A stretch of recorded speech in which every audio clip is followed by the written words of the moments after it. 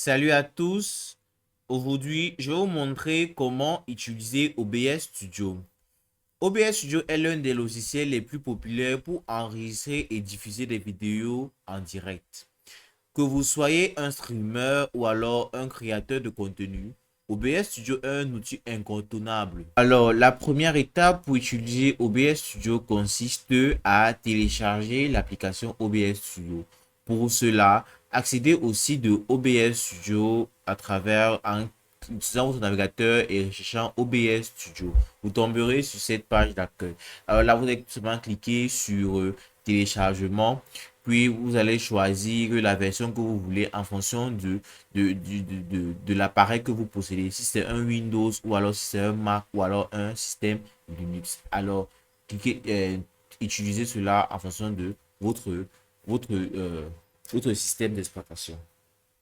Une fois que vous avez cliqué et vous avez téléchargé, installez OBS Studio en local. Alors, une fois le téléchargement effectué, ouvrez OBS Studio.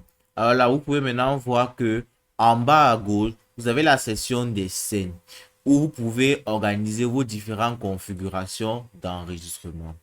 Juste à côté, nous avons la rubrique des sources où vous pouvez ajouter tout ce qui apparaîtra à l'écran comme votre caméra, capture d'écran, des images, capteur d'audio et d'application, des périphéries de capture. À côté aussi, vous avez un mélangeur d'audio ou alors un mixeur d'audio pour contrôler vos différentes sources sonores. Enfin, à droite, vous avez les transitions de scène et vous avez tout ce qui a le train à voir avec les commandes. Vous avez commencé le streaming pour démarrer une vidéo d'enregistrement. Vous avez l'arrêt d'enregistrement. Vous avez démarré la caméra virtuelle, le mode studio, les paramètres et si vous voulez quitter OBS Studio. Alors maintenant, nous allons voir comment créer et gérer les scènes. Pour commencer, il faut créer d'abord une scène.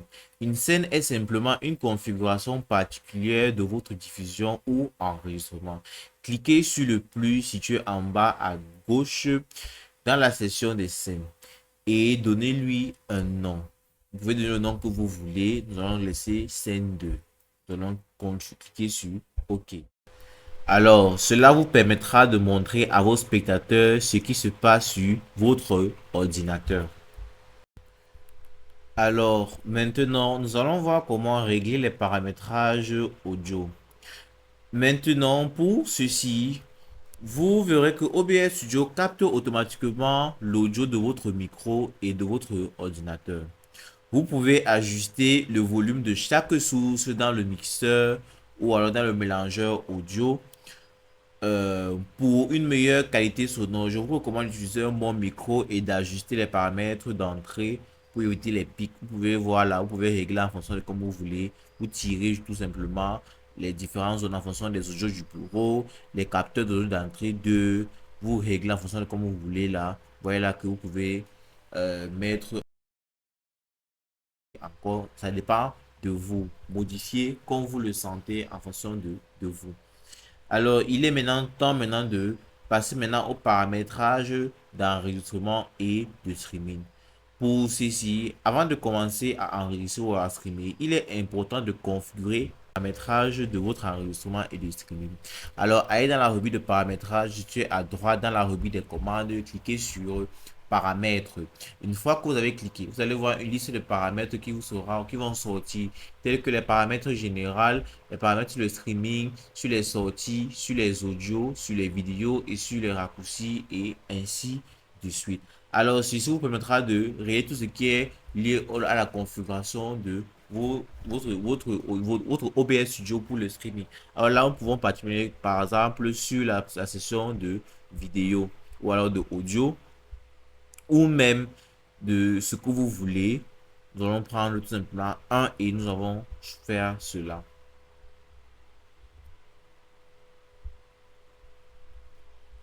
Alors là, comme paramètre le raccourci clavier.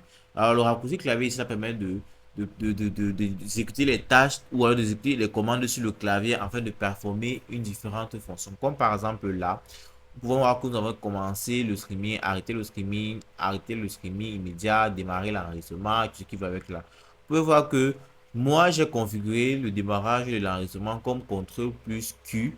Et maintenant, pour arrêter, CTRL plus Q. Parce que ça permet que si je veux directement commencer facilement et rapidement, à travers mon clavier, je touche juste la commande là et cela s'active. Chez vous aussi, vous pouvez configurer en faisant que vous voulez. Vous pouvez tout simplement remplir la commande que vous voulez entrer. Remplir ce qui vous tient à cœur, qui sera facilement, que vous pouvez facilement appuyer dessus afin de démarrer votre enregistrement ou votre streaming.